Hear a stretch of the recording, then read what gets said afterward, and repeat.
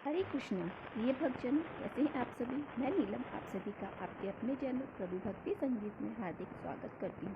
भक्तजनों, आज माघ मास के कृष्ण पक्ष की अमावस्या तिथि है और आज दिन बुधवार का है और आज की अमावस्या को मौनी अमावस्या के नाम से जाना जाता है। तो आज के दिन आप सभी को स्नान करने से पहले मौन रहकर स्नान करना चाहिए और उसके बाद आपको पूजा करनी चाहिए। उसके बाद अपना मौन व्रत आप तोड़ सकते हैं और अगर आपकी श्रद्धा है तो आप पूरे दिन भी मौन व्रत धारण कर सकते हैं। इस दिन स्नान और दान करने से पुण्य की प्राप्ति होती है। भगवान विष्णु की कृपा से व्यक्ति के जीवन में सुख और समृद्धि आती है, उसके पाप मिटते हैं और मोक्ष को प्राप्त होता है।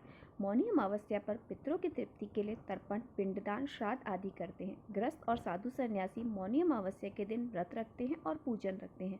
पूजा के समय आपको मौनी अमावस्या की व्रत कथा अवश्य सुननी चाहिए। इससे आपका व्रत पूर्ण होगा और आपको पुण्य फल की प्राप्ति होगी। तो आज इसी अवसर पर सबसे पहले हम मौनी अमावस्या की व्रत कथा का श्रवण करते हैं। मौनी अमावस्या की पौराणिक कथा के अनुसार काशीपुर में देवस्वामी नाम का एक ब्राह्मण रहता था और उसकी पत्नी का नाम धनवती था। दोनों के 7 बेटे और एक बेटी थी जिसका नाम गुणवती था। गुणवती जब बड़ी हुई तो उसके पिता ने अपने छोटे बेटे को उसकी कुंडली दी और ज्योतिषी के पास भेजा ताकि उसके विवाह के लिए लड़का देखा जाए।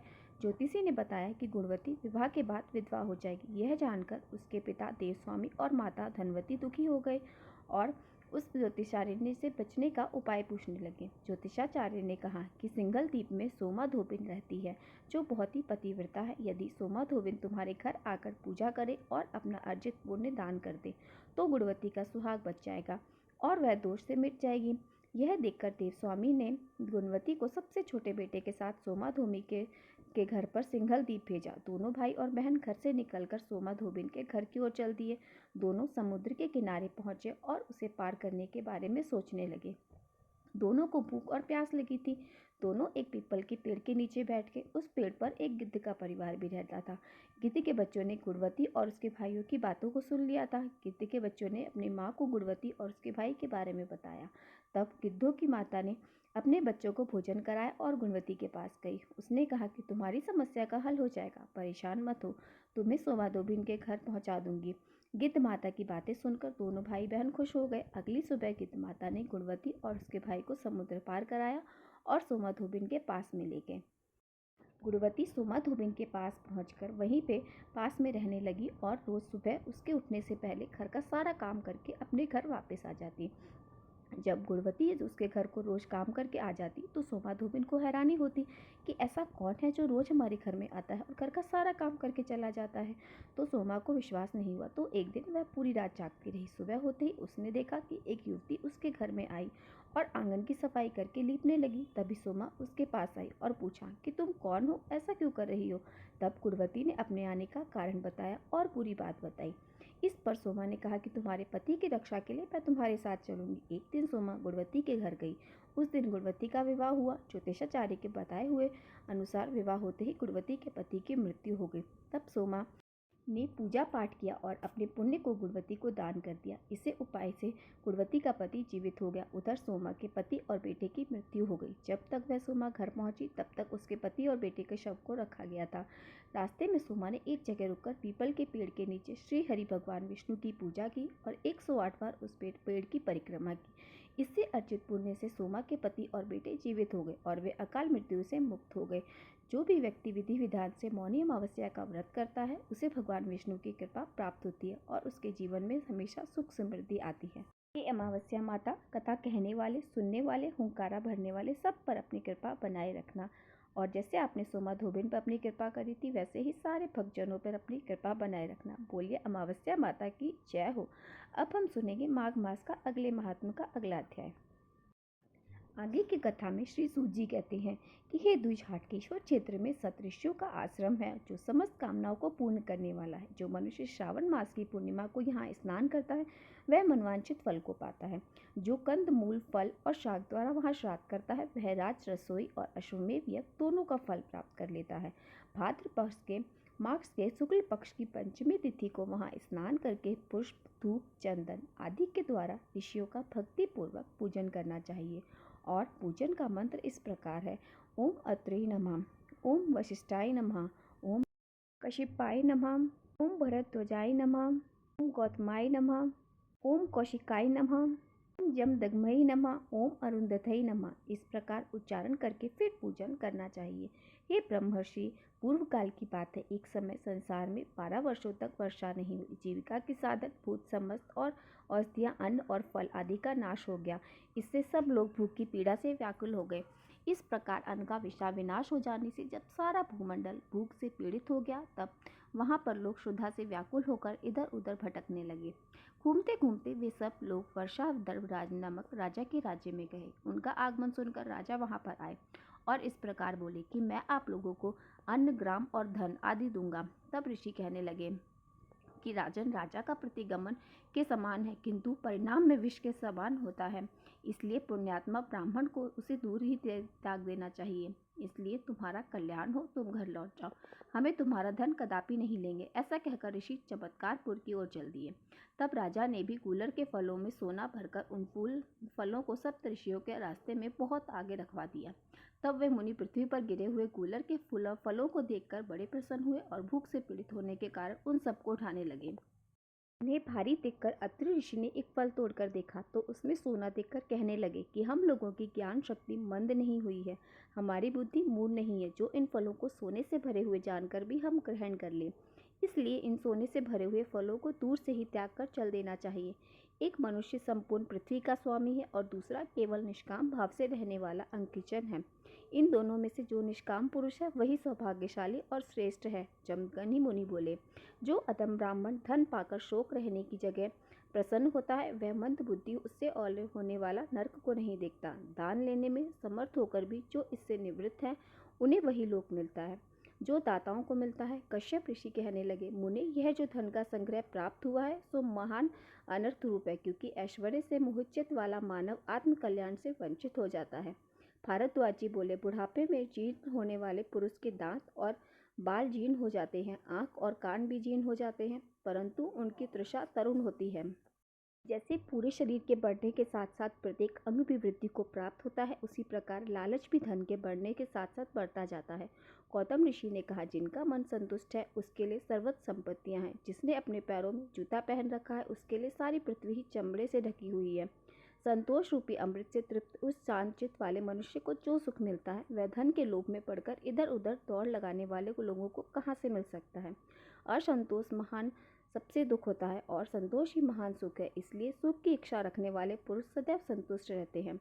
विश्वामित्र जी बोले, किसी वस्तु की इच्छा रखने वाले पुरुष की जब एक कामना पूरी हो जाती है, तब दूसरी वस्तु की तृषा उसे बाण के समान बंधने लगती है। वशिष्ठ जी ने कहा कि कामना रखने वाले पुरुष सहस्त्र कामनाएं पाकर भी कभी संतुष्ट नहीं होता। जैसे घी की आहुति देने से अग्नि प्रज्वलित होती है, उसी प्रकार उसकी रक्षा रखने वाला पुरुष मोहग्रस्त होने के कारण कभी सुख नहीं पाता। अरुंधति जी बोली, जैसे अनंत मृणाल तंतु कमल नाल में जाकर स्थित है, उसी प्रकार देहधारियों की देह में विद्यमान तृषा उसके अनेक अनर्थ का आश्रय है। खोटी बुद्धि वालों के लिए इसका त्याग करना सबसे बड़ा कठिन है। चंडाल, मेरे यह स्वामी लोग जब इस धन से सांप की तरह डरते हैं, तो मुझे भी उस धन से क्यों नहीं भय होगा। पशु मुख ने कहा, सदा धर्मपरायण विद्यमान पुरुष जैसा आचरण कर अपने हित की इच्छा रखने वाले विज्ञ पुरुष को जैसा ही आचरण करना चाहिए। श्री सूत जी कहते हैं, ऐसा कहकर वो ऋषिगण उन सोने से भरे हुए फलों को वहीं छोड़कर कहीं और चल दिए।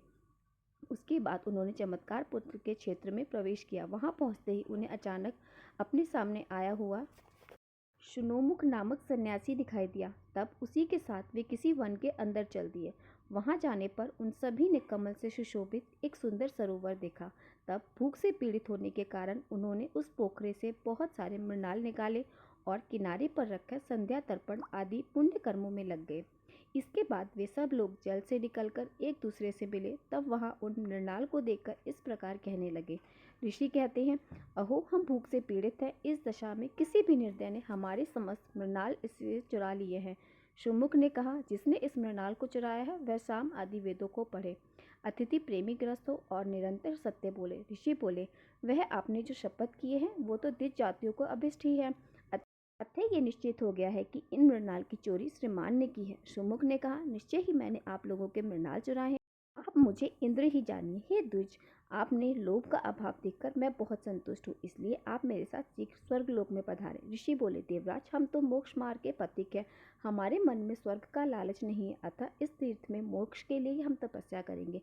जमदग्नि मुनि ने कहा, सुरेश्वर, हमने मृणाल से ही अपना जीवन निर्वाह करते हुए समुद्र पर्यंत समूची पृथ्वी की परिक्रमा की है। अब हमारे साथ आपका जो समागम हुआ है, इससे आपका ही कल्याण हो। आप यहाँ से स्वर्गलोक को पधारें। देवराज इंद्र बोले, उत्तम व्रत का पालन करने वाले हैं मुनीश्वर, मेरा दर्शन कभी व्यर्थ नहीं जाता, इसलिए आप लोग अपनी और कोई अभिष्ट वस्तु मुझे ग्रहण कीजिए।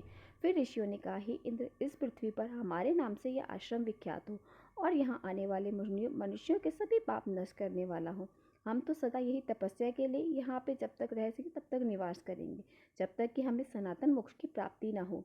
देवराज इंद्र बोले, सप्त ऋषियों, आप लोगों का यह आश्रम तीनों लोक में विख्यात होगा।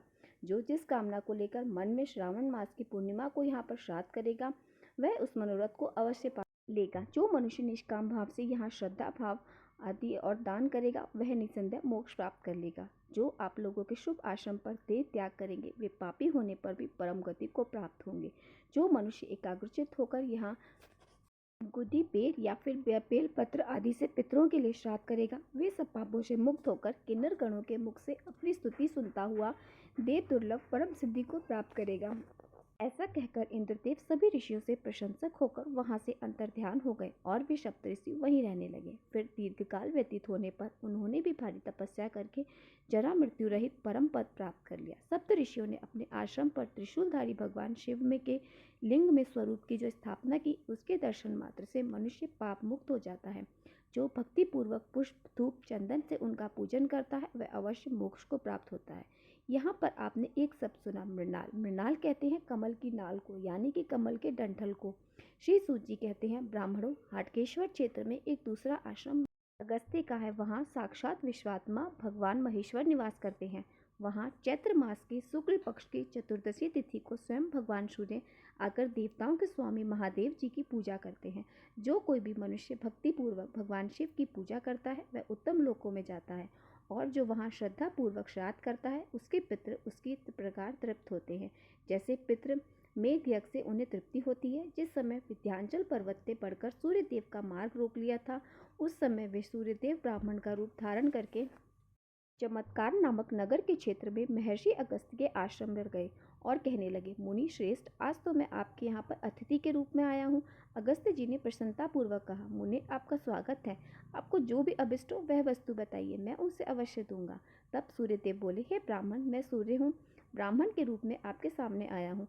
पर्वतों में श्रेष्ठ सुमेरुगिरी के प्रिय पर्वत प्रिय ईर्षा होने के कारण विंध्य पर्वत इस समय मेरा मार्ग रोककर खड़ा हो गया है, इसलिए आप साम आदि उपायों से उस पर्वत को रोकिए, जिससे मेरी गति भंग होने के कारण अति काल न होने पाए। अगस्त्य जी ने कहा, हे दिवाकर, मैं उस बढ़ते हुए कुल पर्वत को रोक दूंगा, आप अपने स्थान को पधारिए। तब उनकी आज्ञा पाकर सूर्यदेव अपने लोक को चले गए। इधर अगस्त्य मुनि शीघ्र ही जाकर विंध्याचल पर्वत से आदर पूर्वक कहने लगे, पर्वत श्रेष्ठ, तुम मेरी आज्ञा से शीघ्र ही लघु रूप धारण करो। इस समय मेरा विचार दक्षिणा के लिए तीर्थों के में स्नान करने को हुआ है, और किंतु यह कार्य तुम्हारे ही अधीन है, इसलिए जैसा उचित ज्ञान पड़े वैसा करो। महर्षि अगस्त्य जी का यह वचन सुनकर विंध्य पर्वत तत्काल विनीत भाव से नीचा हो गया।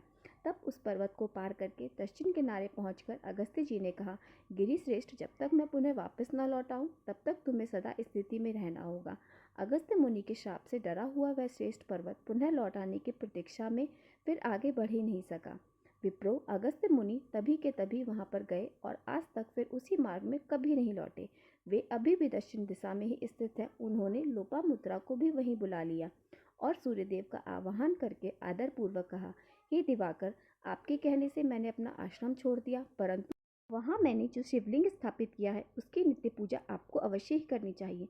तब सूर्यदेव बोले, मुने, मुझे स्वीकार है, मैं आपके द्वारा स्थापित शिवलिंग का पूजन अवश्य करूंगा, और दूसरा कोई भी जो भी उत्तम पुरुष हो, उस दिन शिवलिंग की पूजा अगर करेगा तो वह मेरे लोक में आकर पुण्य का भागी होगा। श्री सूत जी कहते हैं, इसी कारण भगवान सूर्य चैत्र मास के शुक्ल पक्ष की चतुर्दशी तिथि को उस स्थान पर सदैव उपस्थित होते हैं। ऋषियों ने पूछा, हे सूत नंदन, मंत्र का जप किस प्रकार सिद्ध होता है? तब श्री सूत जी महाराज कहने लगे, महर्षियों, पूर्व काल में दुर्वासा मुनि के सामने इस विषय का वर्णन करते हुए पिताजी जी के मुख से जो कुछ भी मैंने सुना वह बतलाता हूँ। दुर्वासा जी ने पूछा कि सूत जी, मैं किसी अभिष्ट मंत्र को सिद्ध करना चाहता हूँ। उसकी सिद्धि के लिए जो शास्त्रोक्त विधान है वह आप बताइए। तो महर्षि बोले, मुने, मंत्रों का साधन सबके लिए कष्टदायक, दोषयुक्त और अनेक प्रकार के विघ्नों से व्याप्त रहता है। अगर आप मंत्र के लिए सिद्धि चाहते हैं तो चमत्कारपुर के क्षेत्र में चले जाइए। वहाँ महर्षि अगस्त्य जी के द्वारा निर्मित चित्रेश्वर पीठ है। वह हृदय स्थित मंत्रों की तत्काल सिद्धि करने वाला पीठ बताया गया है। वहाँ ना तो कोई विघ्न आता है, न किसी प्रकार का दोष प्राप्त होता है। देवताओं के वरदान से वहाँ कोई भी मंत्र सिद्ध हुए बिना नहीं रहता। वह सिद्ध पीठ चारों युगों के लिए हितकार है और जो वहाँ रहते हैं उन्हें युग के अनुसार शीघ्र ही सिद्धि की प्राप्ति होती है। हे ब्राह्मणों, जिस मंत्र की सिद्धि करना चाहते हो वह उसको पहले ही 1,00,000 बार जप ले। ऐसा करने से वह मनुष्य पवित्र, सिद्ध और मंत्र साधन का अधिकारी बन जाता है। इसके बाद फिर से उसका 4,00,000 जप करे और प्रज्वलित अग्नि में आहुति दे। अवश्य ही मंत्र की सिद्धि होती है। सौम्य कार्यों में पीली सरसों और चमेली के फूलों से हवन होता है। हवन के बाद ब्राह्मण भोजन कराना चाहिए और रौद्र कार्यों में लाल फूल और गुगल से होम कराना लाभदायी माना जाता है। हवन के बाद कुमारी कन्याओं को भोजन आदि से तृप्त कराना चाहिए। यह सतयुग के लिए उत्तम मंत्र साधन बताया गया है। त्रेता युग में 1/4 कम किया जाता है और द्वापर में आधा और कलयुग में 1/4 साधन आवश्यक है। इस प्रकार मंत्र सिद्धि प्राप्त कर उस पीठ में अपनी इच्छानुसार सत्य साधन करें। ऐसा करने से मनुष्य शापा अनुग्रह में समर्थ, तेजस्वी, सभी प्राणियों के लिए अजय और साधु सम्मानित हो जाता है। श्री सूत जी कहते हैं, मेरे पिताजी वह सब बात सुनकर दुर्वासा मुनि चित्तेश्वर पीठ में चले गए और वहां उन्होंने सब मंत्रों को क्रमशः सुनाया। श्री सूत जी कहते हैं, वहीं राजा धुंधमर के द्वारा स्थापित किया गया शिवलिंग है, जिसे उन्होंने अति मनोहर सर्वरत्नम मंदिर बनवाकर प्रतिष्ठित किया है।